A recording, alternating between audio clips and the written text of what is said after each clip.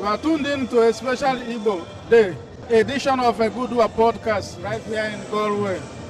Today we are celebrating our strength, our unity, and the rich heritage of Igbo community here in Ireland. I will be speaking with the executive of Igbo Progressive Union here in Galway, the team behind the great celebration. Chairman, are you ready? Yes. What do you want us to speak, Igbo or English?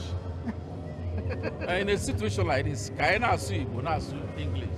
We combine both together. English, Igbo. English. Igbo Day today in Galway. You know, I said I should ask you a few questions. Okay. For example, how does your community celebrate Igbo Day? In honesty, to be honest, since I became the chairman of Igbo Union here in Galway, this is our first time of celebrating Igbo Day in Galway. We are the first set of people who introduced Igbo Day in Galway.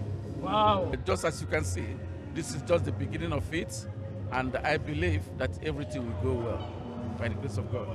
That is beautiful.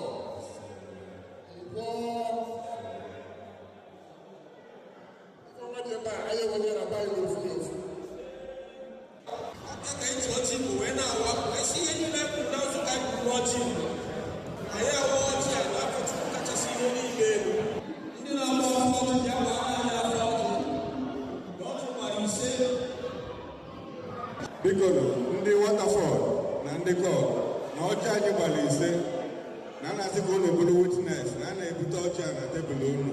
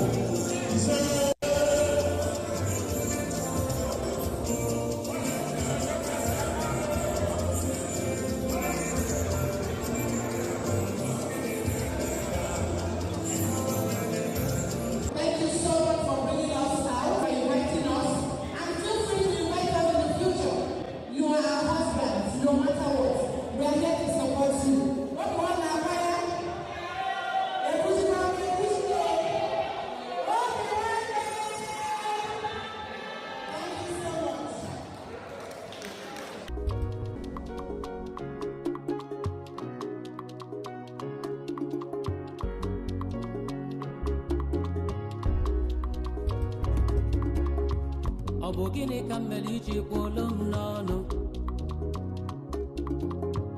ọ bụ gịnị ka mmeri iji kpọọ masị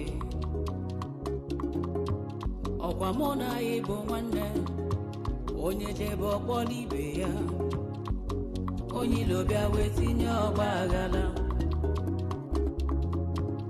na mụ na ya bụ nwanne onye libe onye tibe ya n'ọkwa nwanne ozu na wozu arụ abụgbalabe na mụ na nwanne mebezigo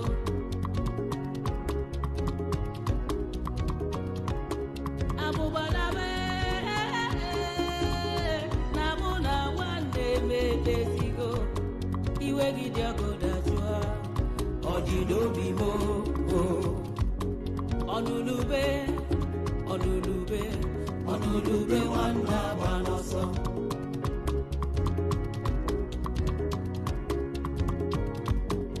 ọnụlube ọnụlube ọnụlube nwanne agba n'ọsọ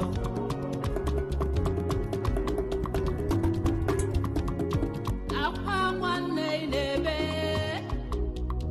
ọ na-emekwa gị n'obi ya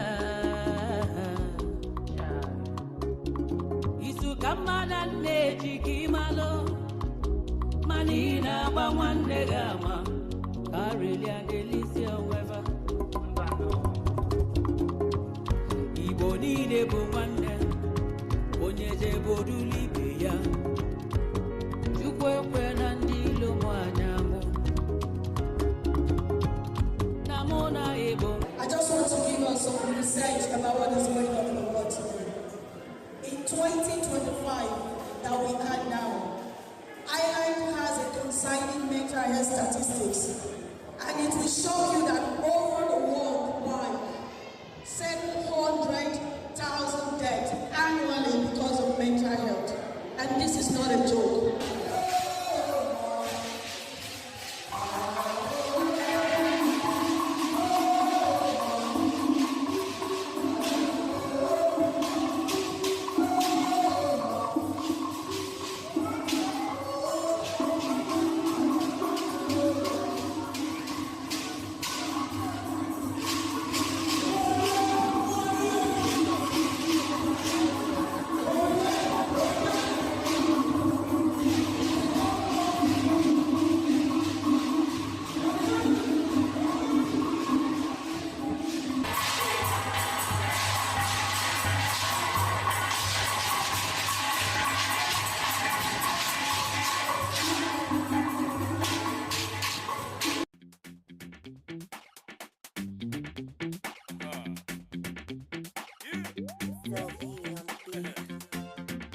When you see a woman with a bishaka, you gonna know.